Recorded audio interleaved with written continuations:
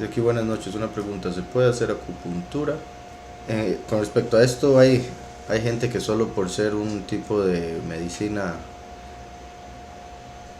oriental o para muchos no tan conocida, ya lo llegan a mezclar o conectar con algo maligno, ¿verdad? Em, Según la opinión de algunos judíos, por ejemplo, muchas de esas prácticas las adoptaron del mismo Abraham en un inicio. Me refiero en sí en conocimiento con respecto a cómo funciona el cuerpo, y en sí es una realidad que el cuerpo tiene esos puntos específicos a través de los cuales se puede llegar a alterar o eh, en sí afectar un órgano para bien o para mal, y por ende sí hay, por decirlo así, beneficios en por diferentes razones. Digamos, lo que yo haría, por ejemplo, sería, o sea, principalmente las razones serían el hecho de que la persona tiene que estar tocando el cuerpo y metiendo agujas, o en algunos casos ni siquiera meten agujas, sino que simplemente hacen unos puntos de presión que llega a ser similar, o con unas gotas como de cera calientes que llegan a causar el mismo efecto. Pero en sí, lo que recomendaría en caso de que se desee sería por supuesto orar para que Yahweh sea el que tome control y que proteja y le cubra en todo momento de toda negatividad de cualquier tipo. Dice, ¿podrías explicar Mateo 13:33? Vamos. Otra parábola les dijo, el reino de los cielos es semejante a la levadura que tomó una mujer y escondió en 3 medidas de harina hasta que todo quedó leudado. Entonces, el reino de los cielos es semejante a la levadura que tomó una mujer. Esto, como también vemos por otro lado, o sea, es como la fe misma. O sea, la fe que nos lleva al reino de los cielos. Dice, el reino de los cielos es semejante a la levadura. Aquí es particular que utilice Yahushua la levadura, puesto que en otras partes vemos la levadura como algo negativo. Entonces es un ejemplo de lo que muchas veces digo, de que en esta realidad todo tiene un aspecto positivo y uno negativo. Entonces la levadura, el aspecto negativo, lo que representa negativamente es a los soberbios, altaneros, engreídos, hipócritas. Entonces lo utiliza para referirse a los fariseos, ¿verdad? La levadura de los fariseos, la que los llevó a matarlo, razón por la que durante la fiesta de Matzot no comemos pan con levadura. Pero por otro lado aquí vemos que Yahushua utiliza la levadura como algo positivo, porque dicen, el reino de los cielos es semejante a la levadura que tomó una mujer, o sea, la congregación es la mujer, que debe tomar a través de la fe el reino de los cielos, que al inicio, como la levadura, es solo un poquitito lo que necesita, como dice acá, que tomó una mujer y escondió en 3 medidas de harina. Esas 3 medidas de harina, ¿verdad? Puesto que la harina viene del trigo, el trigo representa a los escogidos. En este caso, al mencionar 3, se conecta claramente con Abraham, Yitzhak y Jacob. En lo que respecta a lo profético, con Eliyahu, el Mesías, y el profeta como Moshe. Los pocos, los muchos y las naciones. Entonces escondió en 3 medidas de harina, lo cual también se conecta con el uso de la sabiduría, el entendimiento y el conocimiento. Dice, hasta que todo quedó leudado. Entonces la mezcla de la fe en el reino de Yahweh a través de Yahushua con el conocimiento de las obras de los patriarcas, el conocimiento, entendimiento y sabiduría de la escritura, la fe en la obra de Mashiach, a quien preparó el camino Eliyahu y quien terminó de completar o explicar el testigo como Moshe, lleva a que todo se convierta en un alimento delicioso, leudado, en el sentido de que crece muchísimo. Todo empezó por un poquitito de levadura, poquitito de fe, que llevó a conocimiento y obras, puesto que también obviamente, ¿verdad?, la fe sin obras está muerta.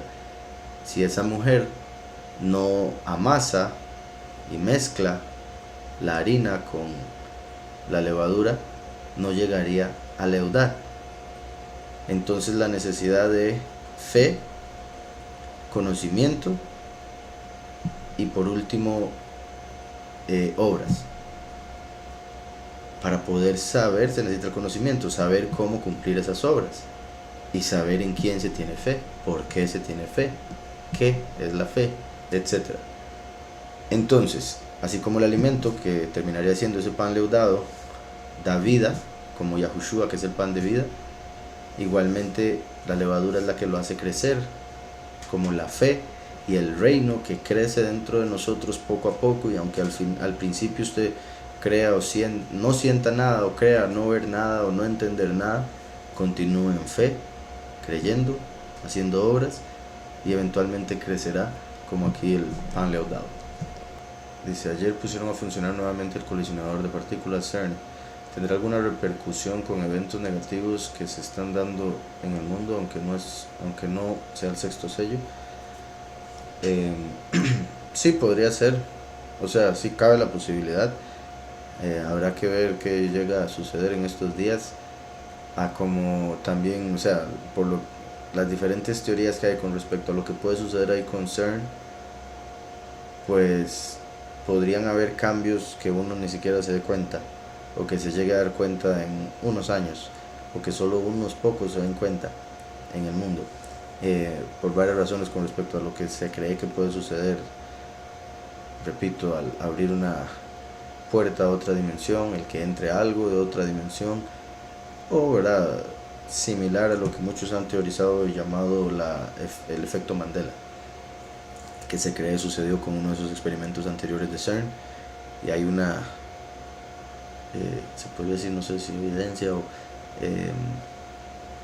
alguna información, imágenes que parecen indicar que los de CERN fueron los que lo hicieron y que se dieron cuenta y lo celebraron. Me refiero a lo del efecto Mandela, y casi que eso es lo único que hace que yo le dé un poco de, de credibilidad a ese, lo que sí llaman, teoría, podría decirse.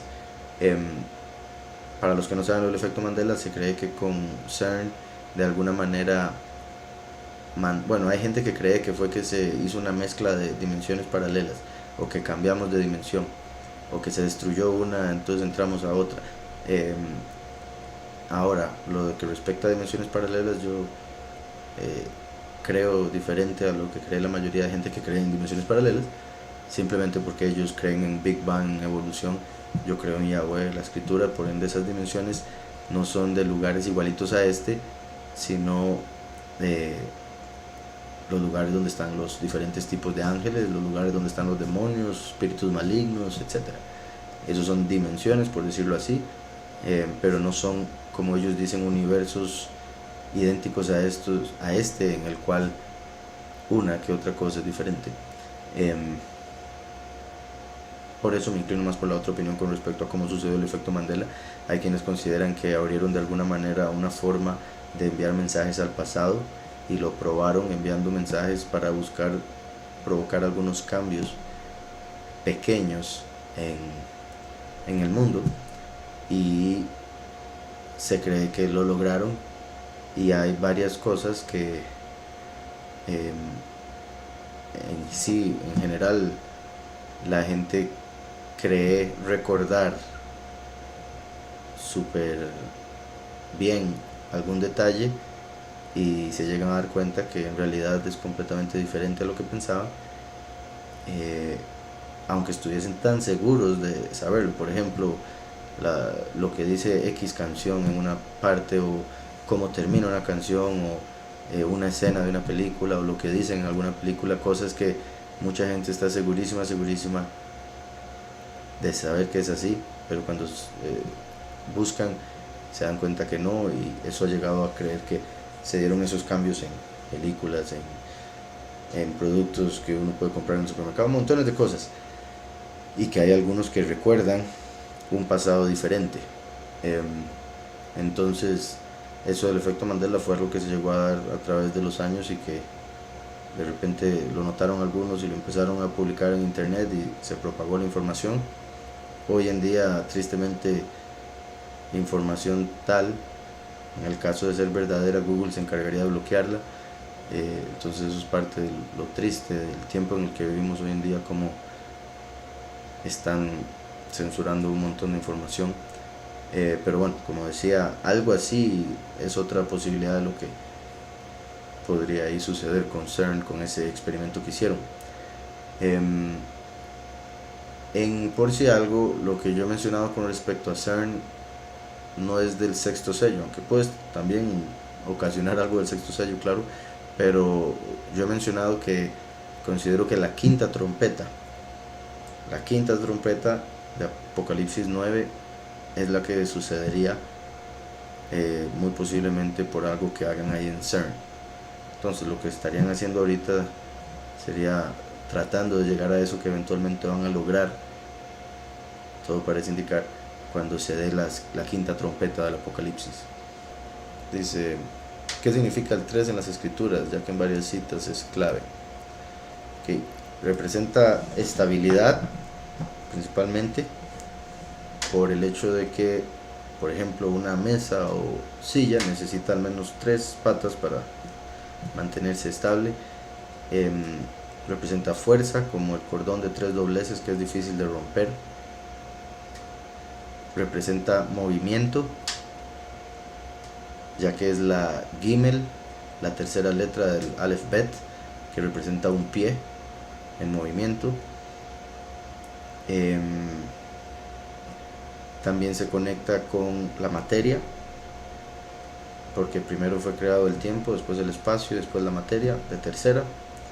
También se conecta con la síntesis, que viene después de la unión o el contraste entre la tesis y la antítesis.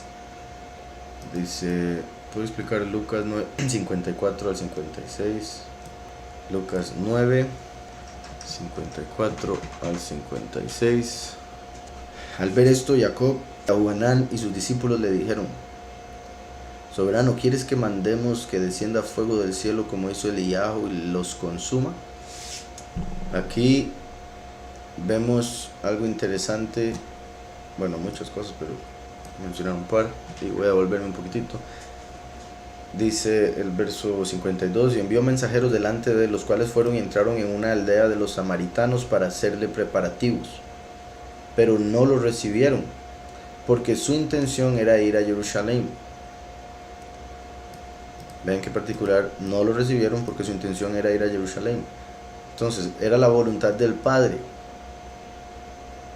para que continuara hacia Jerusalén. Los discípulos se enfocan en que no lo reciben.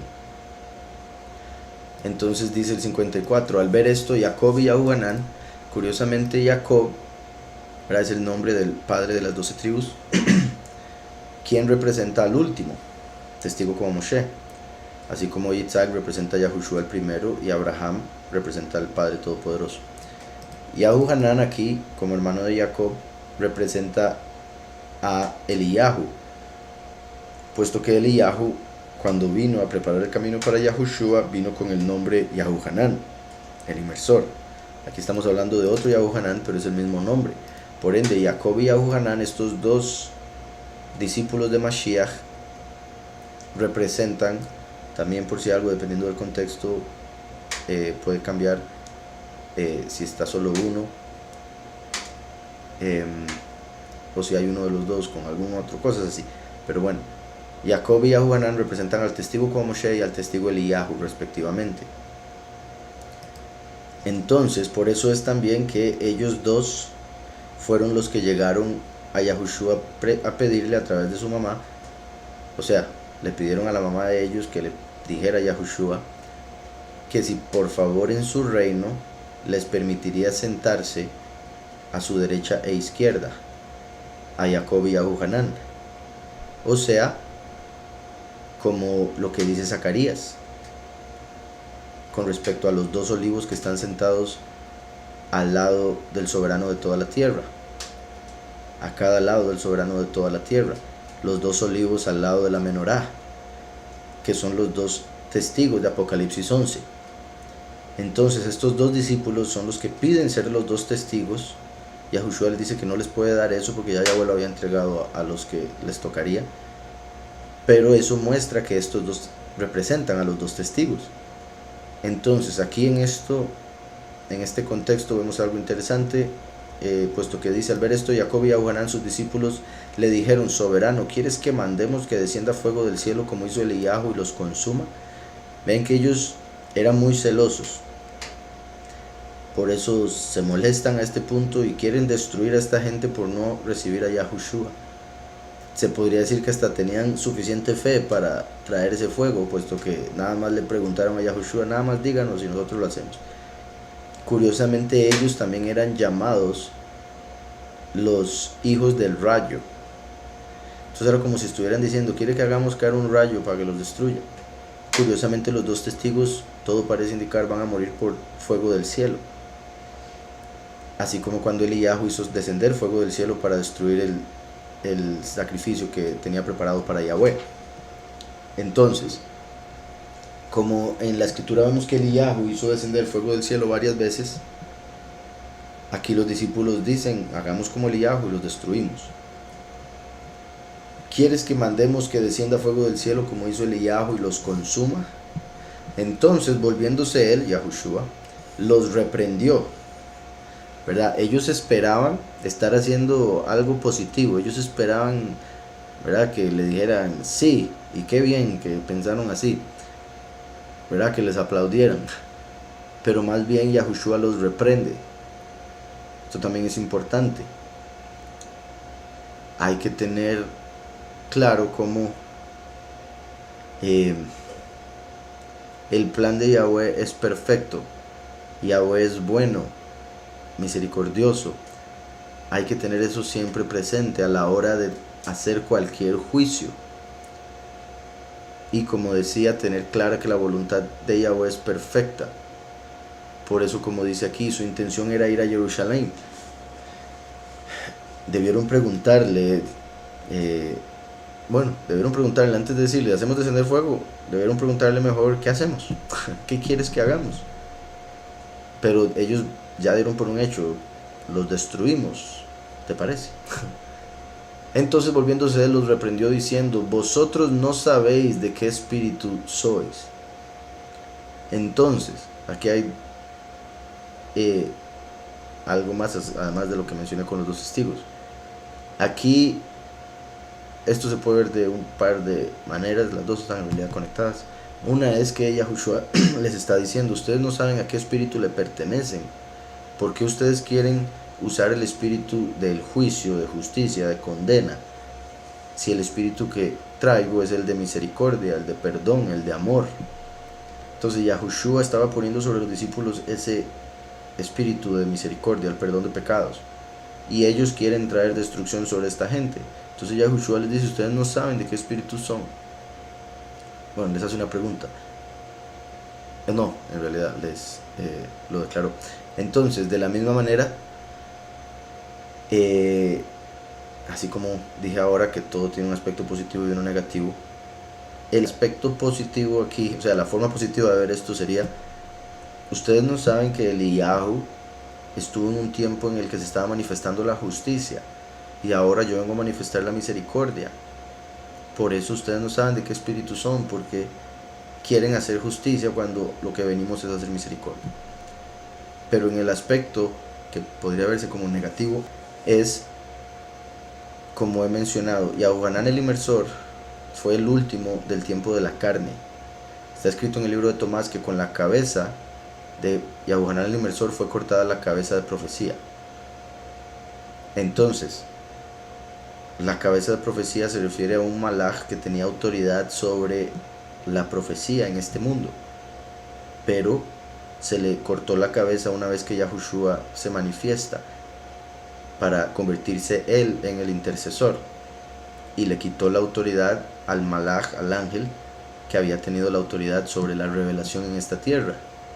Ese malaj, se podría decir, era al que servían sin saber, sin entender, como si fuera el Todopoderoso en el mundo antes de que viniera Yahushua a revelar al verdadero Todopoderoso. Por ende, Eliyahu, aunque es un profeta de Yahweh, estaba bajo el servicio de un malaj que eventualmente sería quitado. Y por eso es lo que vemos, porque ese malaj es el acusador que trae juicio, condena. Entonces, por eso Yahushua les dice aquí: vosotros no sabéis de qué espíritu sois, porque el Hijo del Hombre no ha venido para perder las almas de los hombres, sino para salvarlas. Y se fueron a otra aldea. Espero haya quedado claro. Dice: ¿por qué es tan difícil llegar a la fe que se tenía en tiempos de Yahushua para los milagros que él hizo? ¿Y cómo se juzga quién merece algo así o un milagro es imparcial? Ok, vamos a ver. ¿Por qué es tan difícil llegar a la fe que se tenía en tiempos de Yahushua? ¿Que se tenía en qué sentido? ¿Quién la tenía? ¿O a quiénes se refiere? Porque una cosa es la fe que tenía Yahushua. Ahora, por otro lado, el poquito de fe que tenían los que recibían el milagro. Me imagino que se refiere a los que recibían el milagro. Vemos en la escritura que Yahushua no pudo hacer muchos milagros en Galilea por la falta de fe de ellos. O sea, Yahushua no pudo. ¿Por qué? Por falta de fe de la gente. Entonces eso es lo más importante ahí saber. La escritura también, Yahushua dijo: cuando se manifieste el Hijo del Hombre, ¿hallará fe en el mundo? Eso era una pregunta retórica, o sea, no. Por ende, si Yahushua en Galilea no pudo hacer milagros, o no pudo hacer muchos milagros por la falta de fe de la gente, pues con más razón en el mundo entero durante la segunda manifestación. Dice Marcos 6:5: no pudo hacer allí ningún milagro. No pudo. Es sorprendente leer un verso que diga con respecto a Yahushua: no pudo, cuando él es en quien todo lo podemos. Entonces por eso hay que seguir leyendo, ¿verdad? Para entender el por qué él no pudo. No es porque le faltara el poder, era la gente la que no era capaz de recibir ese poder, porque no estaban en la misma frecuencia.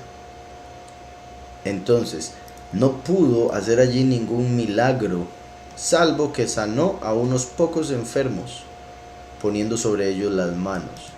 Pocos enfermos, y básicamente está diciendo: eso no es un milagro, eso es sanidad, eso es un don de sanidades. Salvo que sanó a unos pocos enfermos, poniendo sobre ellos las manos. Entonces, ¿por qué es tan difícil llegar a la fe que se tenía en tiempos de Yahushua?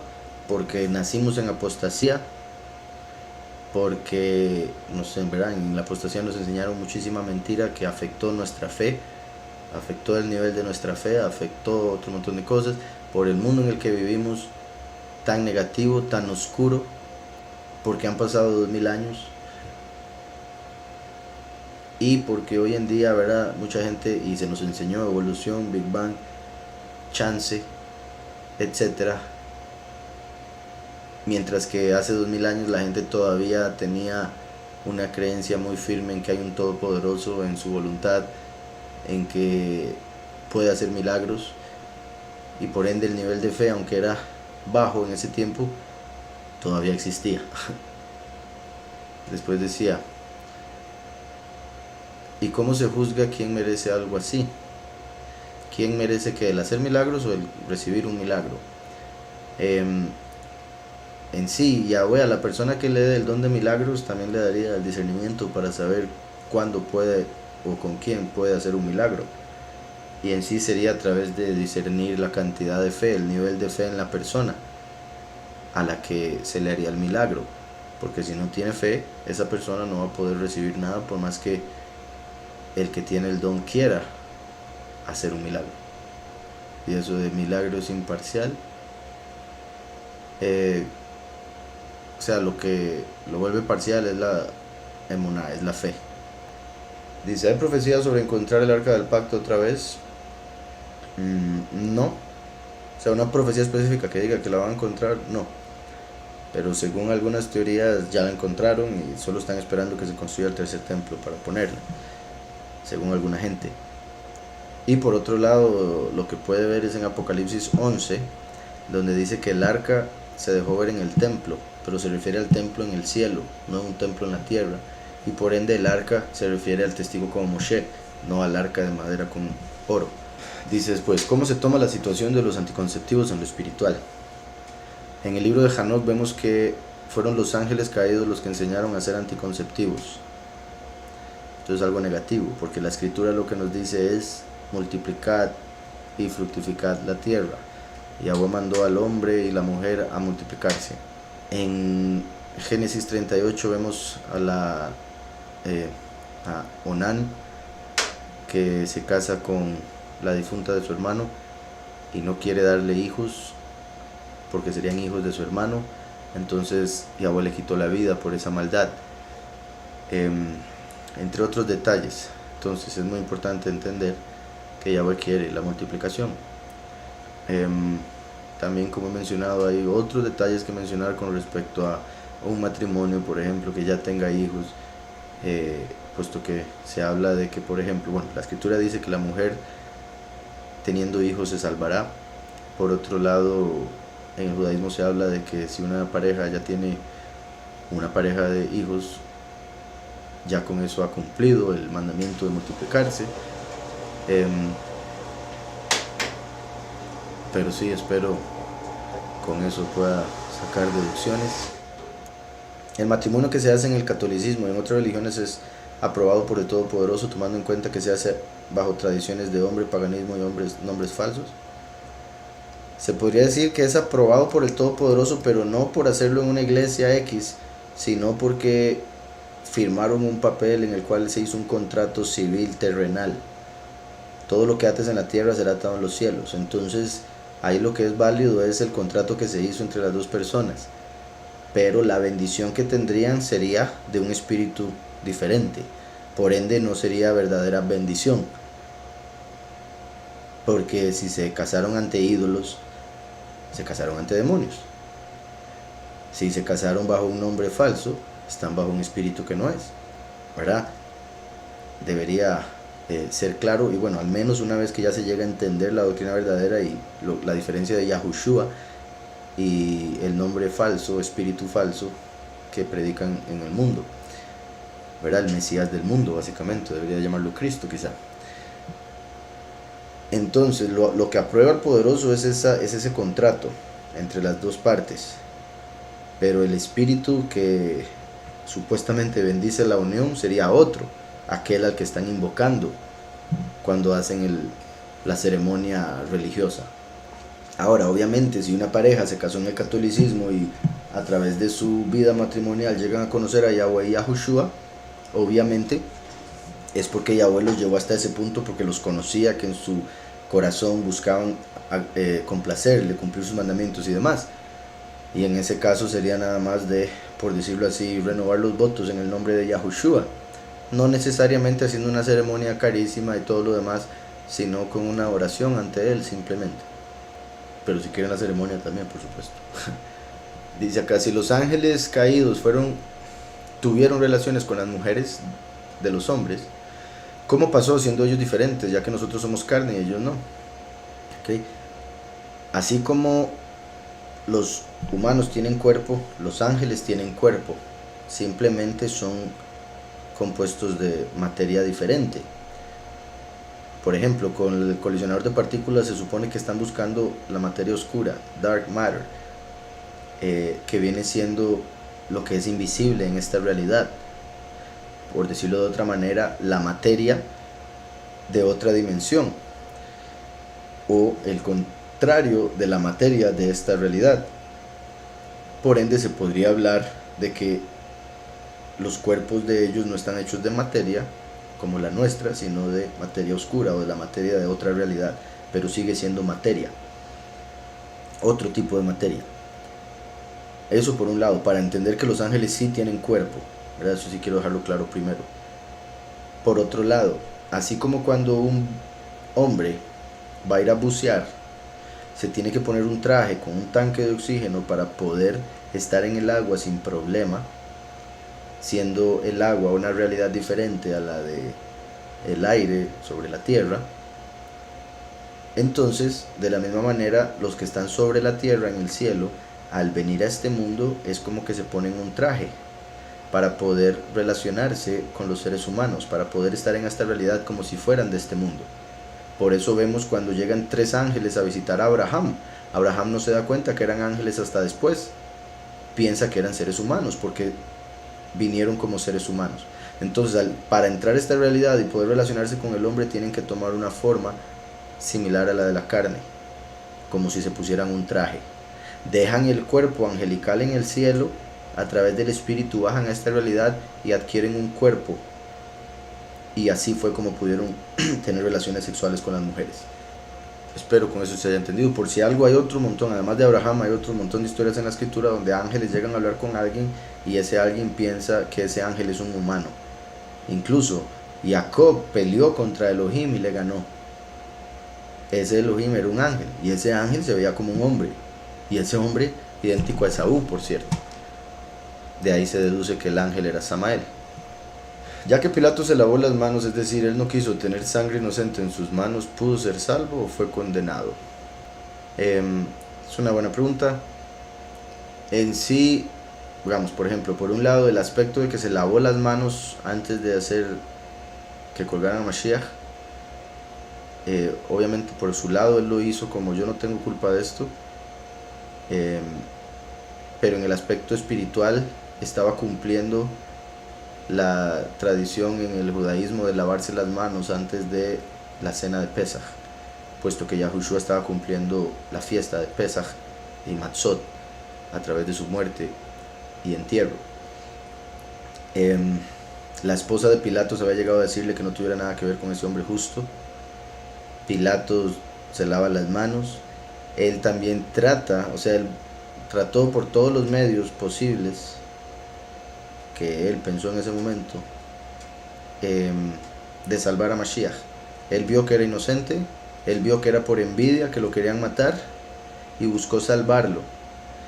También Yahushua, por decirlo así, no se las puso muy fácil porque no le decía nada, no le respondía. Entonces Pilato estaba tratando de salvarlo a como pudiese, y por eso lo último que se le ocurrió fue: esta gente, el pueblo lo debe querer, son los fariseos los que lo quieren matar, el pueblo lo debe querer. Como hay una tradición de soltarles a alguien en la fiesta, voy a traer a Barrabás. Lo más seguro van a pedir a Yahushua que suelte. Terminaron pidiendo a Barrabás. Y ahí, por él haber dado esa opción, ya tenía que cumplir su palabra de colgar a Mashiach. Su deseo era que pidieran que soltara a Mashiach, pero pidieron a Barrabás. Entonces tenía que ahora cumplir lo de colgar a Mashiach. Uno podría decir que siendo Pilatos el líder que era, él pudo haber dicho antes de todo eso: no lo matan y ya, lo voy a meter preso o algo así. Pero hay que recordar, por un lado, que Yahweh tiene control de todo, que eso tenía que suceder, y por eso considero que eso hizo que Pilatos tratara de salvarlo de otra manera, a través de las leyes del momento y las tradiciones, lo cual no le funcionó, puesto que eso se tenía que cumplir. Por ende, sí veo la posibilidad de justificación para Pilato. Por ejemplo, incluso para el centurión, que después de todo lo que pasó, cuando ya había muerto Mashiach, se dio cuenta que él era Mashiach. Yahushua en el madero dijo: perdónalos porque no saben lo que hacen. Aquellos que se dieron cuenta de lo que hicieron y pidieron perdón, Yahweh los justificó sin duda.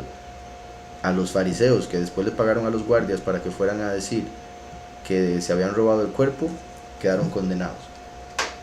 Entonces yo sí veo una gran posibilidad de que Pilato pueda ser justificado, o al menos no caiga en la condena tan grande que merecen otros en esa situación, bueno, en todo lo que sucedió durante la muerte de Mashiach. Estoy tratando de recordar, hay un libro de los que dicen que sacaron de la escritura, pero creo que ese es el que yo no estoy muy seguro de que sea inspirado, en el cual mencionan un poco acerca de Pilato. Entonces, como dije, él trató de salvarlo varias formas y no pudo. Lo que siempre me queda a mí en la cabeza es él teniendo el liderazgo que tenía, el poder que tenía, pudo haber dicho algo simplemente para salvarlo antes, pero sí considero que se amarró con las palabras, confiando en el que el pueblo iba a pedir que soltaran a Yahushua, y eso fue lo que falló. Y por si algo, la palabra salvo, quiero dejar claro, yo siempre menciono cómo se refiere a pasar a la vida sin experimentar muerte.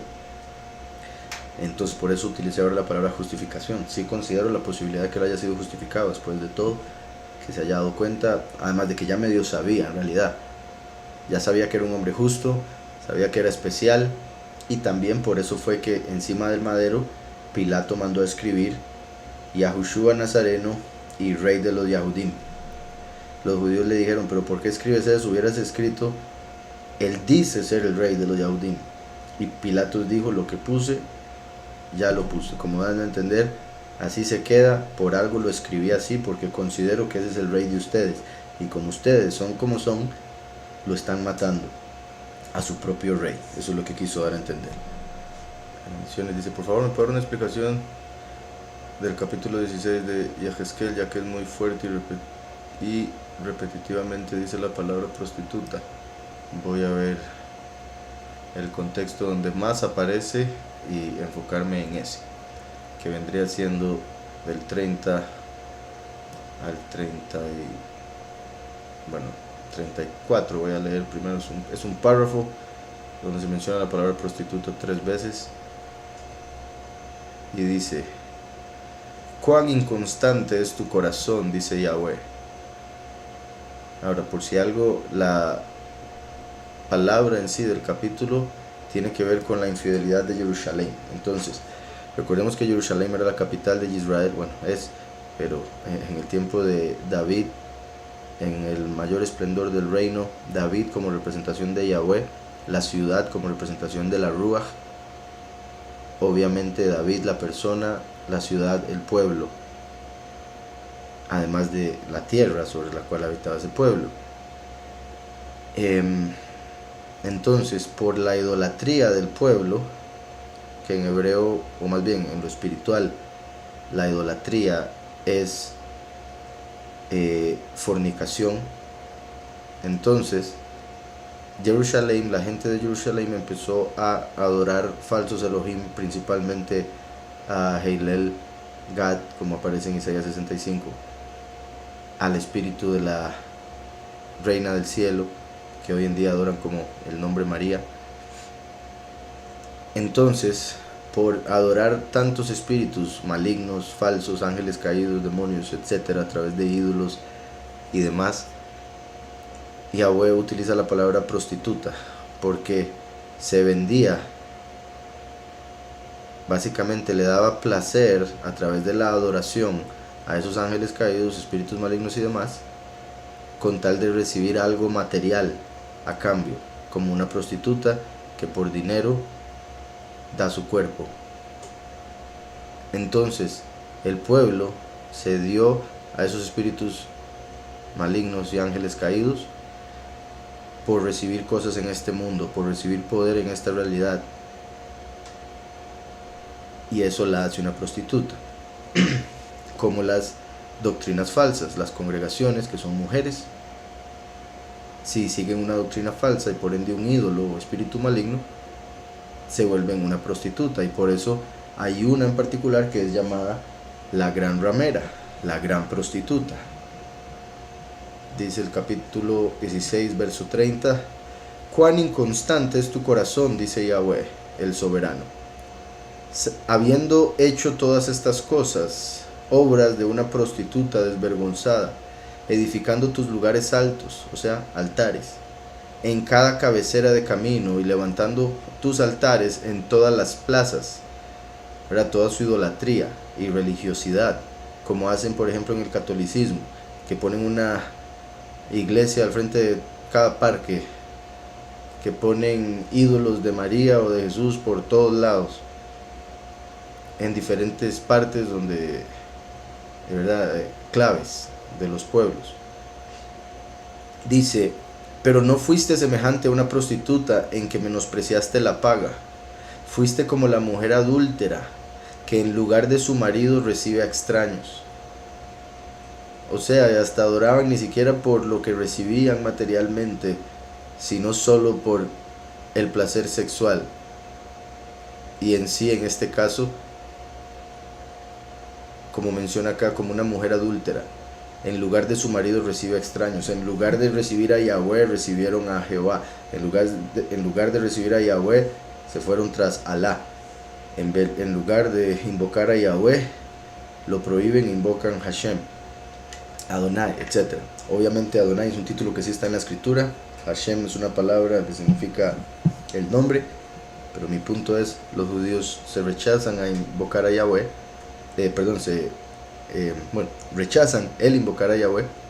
Lo ven como una blasfemia. Y eso es una doctrina de demonios que metieron el enemigo para evitar que el hombre busque al Todopoderoso, o en sí los judíos. Pues bueno, pero eso ya es entrar en un poco más de materia. Entonces, fuiste como la mujer adúltera que en lugar de su marido recibe a extraños.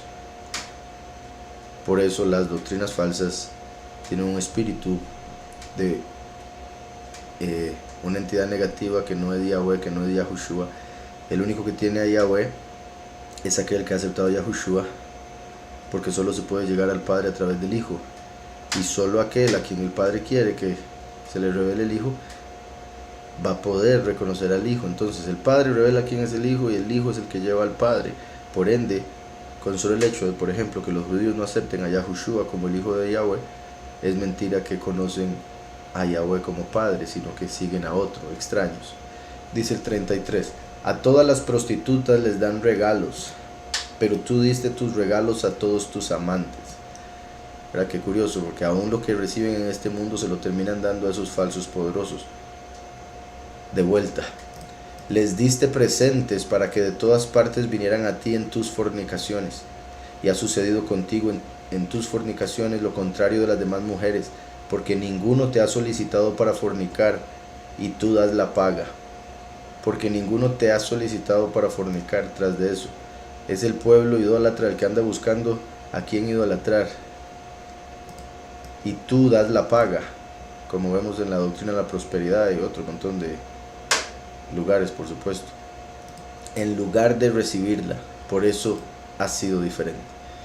Y como dije, eso es una porción. El capítulo entero pues es bastante, entonces le recomiendo que vaya a la página, como le dije, y pueda ver el estudio entero. Dice, en Zacarías 7 nos menciona de los ayunos, cómo se cuentan esos ayunos en el calendario. Dice, aconteció que en el año cuarto del rey Darío, a los 4 días del mes noveno, que es Kislev, llegó palabra de Yahweh a Zacariau. En aquel tiempo el pueblo de Betel había enviado a Sarezer con Regen-Melech y sus hombres a implorar el favor de Yahweh y a preguntar a los Kohanim, a los sacerdotes que estaban en la casa de Yahweh de los ejércitos, y a los profetas, ¿lloraremos en el mes quinto? Lloraremos en el mes quinto, ¿verdad? Dando a entender que si tenían que sufrir en el mes quinto, tenían que afligir su alma en el mes quinto, que es otra forma en la que se le llama al ayuno. Aquí, como dije ahora, ¿verdad? En los del camino.net/calendario, ahí pueden ver el calendario, los del camino.net/calendario, y al darle clic en el calendario se hace grande y pueden ver ahí todos los ayunos. Aquí en este verso que estamos leyendo de Zacarías dice, lloraremos en el mes quinto, haremos abstinencia como la hemos venido haciendo desde hace algunos años. El ayuno del mes quinto es el primero del mes. Entonces en el calendario usted nada más va al mes quinto y puede ver el día de todo ese mes que está en verde. Ese es el día del ayuno que se menciona en la escritura. Y aparece el verso, bueno, aparece un asterisco para buscar el verso en la escritura. Al lado derecho del calendario se puede ver el verso que está relacionado con ese día de ayuno. Nosotros estamos en el mes cuarto, hoy estamos en el día 15, por eso fue que salió la canción nueva. Y pasado mañana, que es 17, sería el día en el que adoraron el becerro de oro, por lo cual hay un ayuno. Entonces dice, recibí pues esta palabra de Yahweh de los ejércitos, di a todo el pueblo del país y a los Kohanim, cuando ayunabais y llorabais en el quinto y en el séptimo mes, el ayuno, hay dos ayunos en realidad en el séptimo mes. Uno es el de Yom Kippur, que mencioné ahora, que es el obligatorio, y hay un ayuno el día 3 del mes séptimo, y también hay un ayuno el día 24 del mes séptimo. Y repito, los versos ahí están al lado del calendario. Cuando ayunabais y llorabais en el quinto y en el séptimo mes durante estos 70 años, estando en Babilonia exiliados, y cuando comíais y bebíais, no comíais y bebíais para vosotros mismos. Entonces ahí Yahweh les está diciendo, a mí qué me importa si ayunan o no, acaso lo hacen para mí, lo hacen para ustedes sentirse puros, para ustedes sentirse muy buenos, cuando no hacen buenas obras. Por dejar de comer un día no quiere decir que ya fueron perdonados de todo. Si no lo están haciendo para purificarse de verdad en oración y buscando al Todopoderoso, para servirle a Él, para honrarle a Él, si lo están haciendo solo para que la otra gente diga, uy, mire qué santo, uy, mire cómo ayuna, uy, qué religioso, uy, qué esto, qué lo otro, qué piadoso. Entonces, por eso dice, incluso cuando comen y beben, ¿acaso lo hacen para mí? Entonces, Yahweh dice, es que no reconocen al Todopoderoso, lo hacen solo para servir sus pasiones, los deseos de la carne. Comen solo para disfrutar lo carnal, la gula. Entonces dice, ayunen o coman, lo hacen para satisfacer sus deseos carnales, sus deseos de reconocimiento ante los hombres. No lo hacen para honrar a Yahweh. Entonces ayunen o coman, no importa. En el sentido, repito, de la gente que no está sirviendo a Yahweh. Y lo que hacen es solo un papel, como dicen, solo actúan. Dice, ¿acaso no son estas las palabras que proclamó Yahweh por medio de los primeros profetas cuando Jerusalén estaba habitada y tranquila y las ciudades de los alrededores y el Negev y la Cefela estaban también habitados? Espero haya quedado claro. Hermano, por favor, ¿podría explicar Gálatas 2, 7 al 10? Se conecta con lo explicado el Filipe 9, que siendo libres como esclavos del prójimo, para conectar con esa libertad.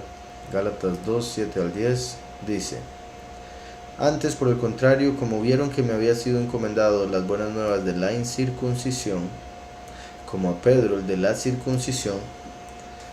Vean, esto es interesante, como siempre digo, Pedro representa a Yahushua, el primero, por eso se llama piedra. Pedro significa piedra, Yahushua es la piedra angular, ese fue el nombre que Yahushua le dio, puesto que Pedro originalmente se llamaba Shimón.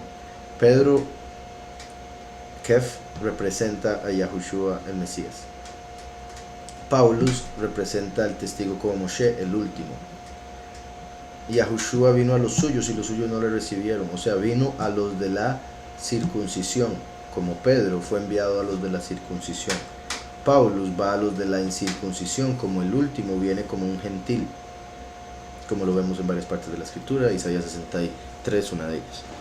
Entonces después dice, pues el que actuó en Pedro para el apostolado de la circuncisión, actuó también en mí para con los gentiles.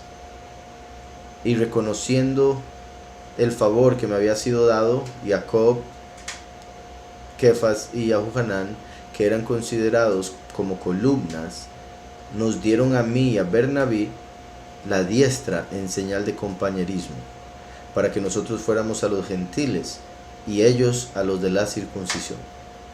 Solamente nos pidieron que nos acordáramos de los pobres, lo cual también me apresuré a cumplir con diligencia.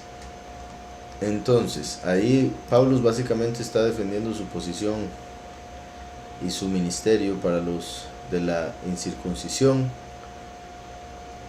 y mencionando que los apóstoles estuvieron de acuerdo con que él fuera a predicar, sabían y reconocían que Yahushua fue el que lo envió. Y el otro dato que le dieron fue la importancia de la caridad, de ayudar a los pobres.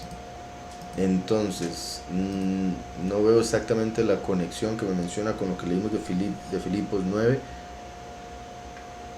Lo de que me parece que usted está mencionando aquí de Filipe 9 es lo que decía acerca de cómo Yahushua, al ser la verdad, nos hace libres, a través del perdón de pecados nos hace libres de la condena de la Torá, pero nos esclavizamos al prójimo, en el sentido de que servimos al prójimo, siendo libres, decidimos servir para que otros puedan llegar a alcanzar la libertad también. Entonces, digamos, la conexión que vería con lo que me dijo de Gálatas sería el hecho de que Paulus decidió servir por voluntad de Yahweh, y obviamente por querer servir a Yahushua, fue a los gentiles, a los cuales antes como fariseo no le hubieran interesado en lo absoluto y no hubiera hecho mucho por ellos, pero una vez en Yahushua está dispuesto a dar su vida e ir a predicarles a todos. Entonces esa sería la conexión que veo. No sé si es a eso a lo que se refería, espero eso sí. Dice, ¿me puedes decir sobre Purim? ¿Es una festividad o es solamente lo que dijo Hadassah en el libro de Esther? Purim, o sea, yo sí considero, por más que hay alguna, ¿cómo podría decir? Hay gente que no está muy de acuerdo con el libro de Hadassah, era conocido también como el libro de Esther, por varios detalles. Yo sí lo considero inspirado por el mensaje que da, por lo que representa. O sea, una de las razones por las que dicen que no es inspirado es porque no aparece el nombre de Yahweh. Eso no me parece a mí que sea suficiente razón. En realidad eso se debe a que representa el tiempo del fin, en el cual la mayoría de la gente no conoce el nombre de Yahweh, lo mantienen escondido y los judíos prohibido. El nombre Yahweh sí se encuentra, pero como codificado, como en lo que respecta al código de la Torá, la forma en que se hace el código de la Torá, de una manera simple. Ahí se puede encontrar el nombre de Yahweh a través de varios versos en el capítulo, usando la primera, por ejemplo, la primera letra de un verso, la Yud, la primera letra del otro verso, la Hei, después la Vav y después la Hei. Pero en sí, repito, es por lo que representa. Mardoqueo representa el último, Hamán representa a Heilel, Lucifer, el rey representa a Yahweh o a Yahushua, como se quiera ver. Esther representa a la congregación, por ende, por eso dije el rey Yahushua. Ahashverosh, Vashti representa la iglesia falsa, o se podría decir incluso la de los muchos, y bueno, etcétera, etcétera. Entonces hay muchos detalles ahí interesantes en ese libro. La fiesta de Purim no es una fiesta del nivel de las fiestas de Levítico 23, o sea, no tiene el mismo nivel que las fiestas que Yahweh nos manda, pero sí es importante porque se conmemora una redención más que Yahweh nos dio. Entonces se conmemora un momento milagroso, y por ende sí considero que es importante recordarlo, así como también considero que muy posiblemente Yahweh va a cumplir algo un día de Purim, y por eso Yahweh hizo que eso pasara de la manera que sucedió. Purim significa suertes. Yom Kippur en la escritura es llamado también Yom HaKippurim, que significa día de expiaciones, pero se puede también entender como día que es como Purim. Entonces hay una relación entre Purim y Yom Kippur.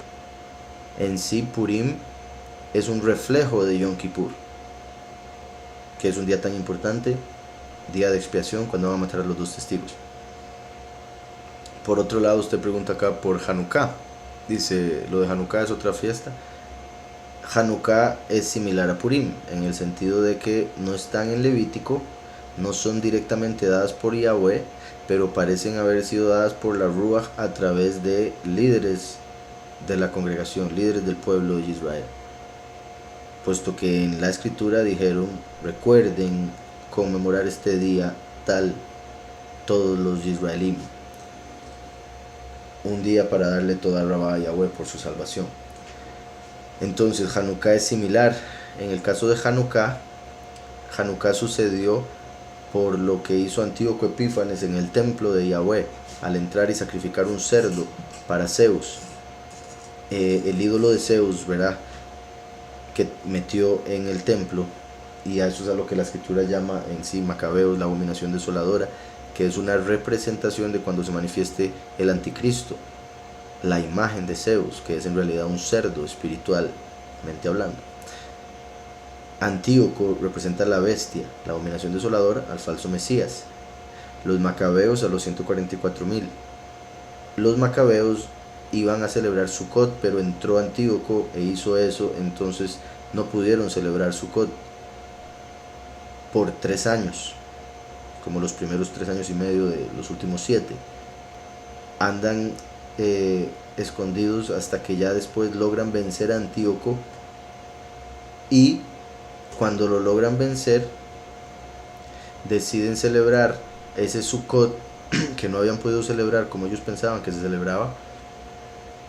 Decidieron celebrarlo cuando obtuvieron control de vuelta del templo, un 25 de Kislev. Entonces Hanukkah es un reflejo de Sukkot, por eso dura 8 días. Sukkot dura 7, más Shemini Atzeret son 8.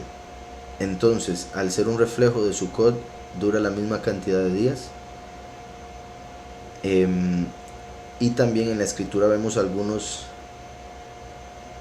mensajes que nos da el Padre de que esas fiestas vendrían en el futuro, o sea, como en Ageo, en Levítico 24, que después de las fiestas de Levítico 23 menciona inmediatamente el encender las candelas, como dando a entender que eventualmente habría una fiesta más de luces, Hanukkah, porque se conmemoró, en vez de la destrucción de todos los enemigos, se conmemoró el hecho de que se volvió a dedicar el templo. Por eso Hanukkah significa dedicación, y se purificó el altar y todo lo demás, y se encendieron las luces de la menorá.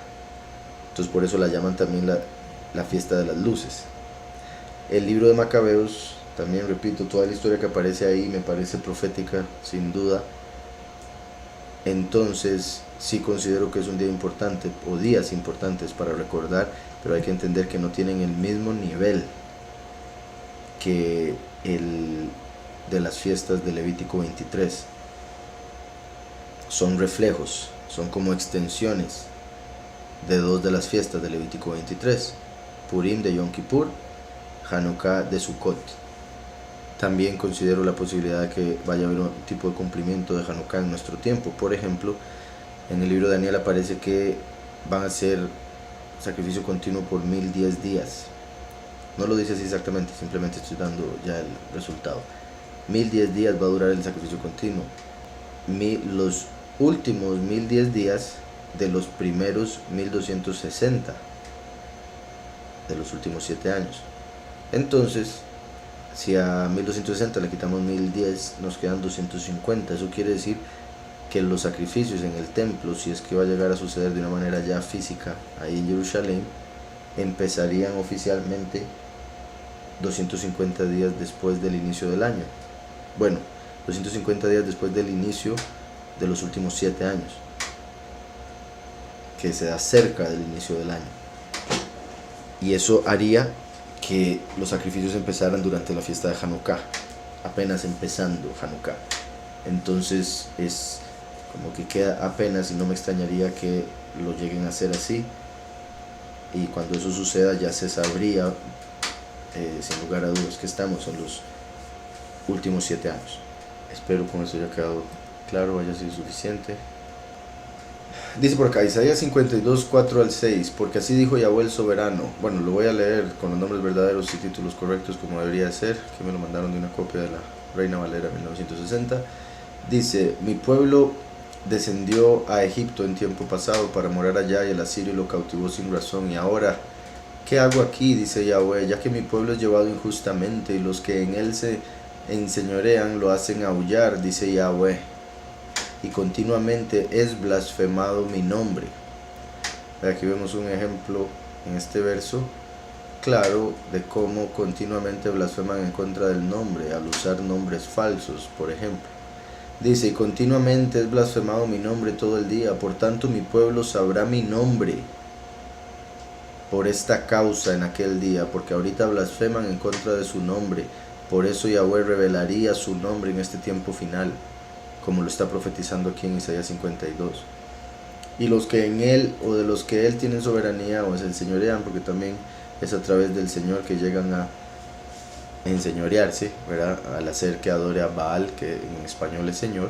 Dice, lo hacen aullar, dice Yahweh, y continuamente es blasfemado mi nombre todo el día. Por tanto mi pueblo sabrá mi nombre por esta causa en aquel día, porque yo mismo que hablo he aquí estaré presente. Entonces me dice explicar texto. Sí, se puede decir que ya lo expliqué. Ahí está revelando que la gente, al usar un nombre falso, le está blasfemando. Por eso él mismo se manifestaría en el fin de los tiempos como el último, puesto que él dice yo soy el primero y el último, refiriéndose a su primera y segunda manifestación a través de Yahushua HaMashiach y después a través del testigo como Moshe. En este caso, así como Moshe en Egipto se manifestó con el nombre de Yahweh, como dice en Éxodo 3:15, cuando Moshe le pregunta el nombre del Todopoderoso y él le dice que sería Yahweh para todas las generaciones, y al darle los mandamientos, le da el mandamiento de no usar el nombre de Yahweh en vano o levantar el nombre de Yahweh para falsedad. Ahora el testigo como Moshe se manifiesta en el fin de los tiempos para llevar al pueblo al segundo éxodo y les revela el nombre del Hijo, Yahushua, además del nombre del Padre, como también Yahushua lo profetizó en Juan 17. Dice, explicar texto y comparar con Yohanan 17, ¿verdad? Juan 17, en cuanto a conocer su nombre.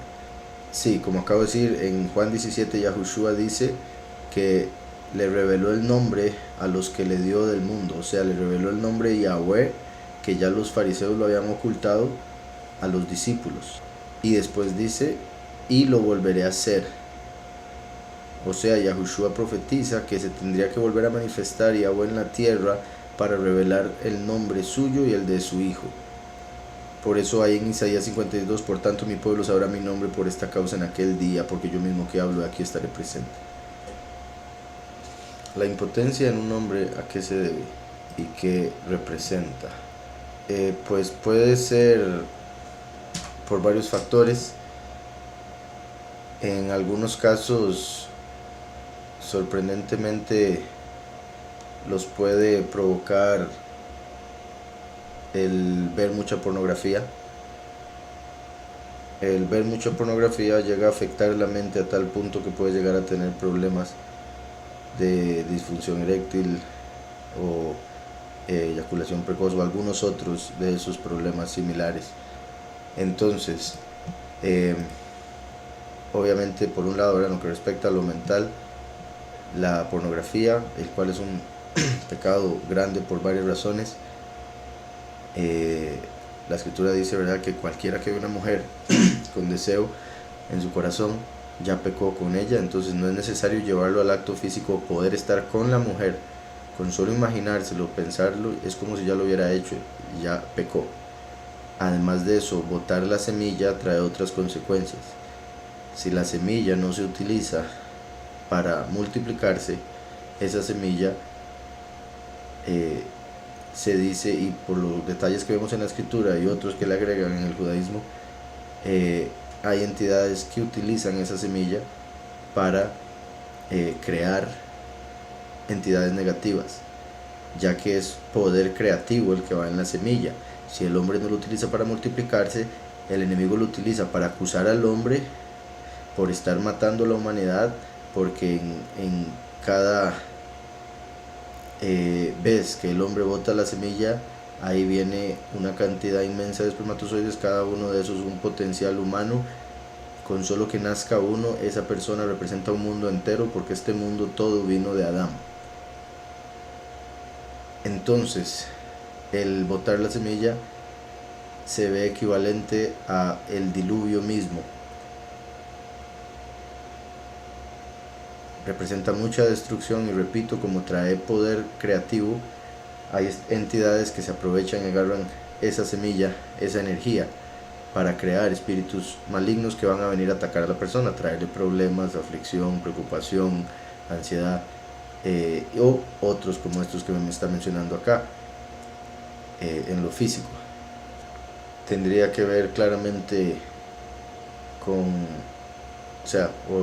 lo que debería hacer sería buscar purificar su mente, su corazón y por ende su cuerpo en todo aspecto de cualquier deseo negativo de la carne, de lujuria.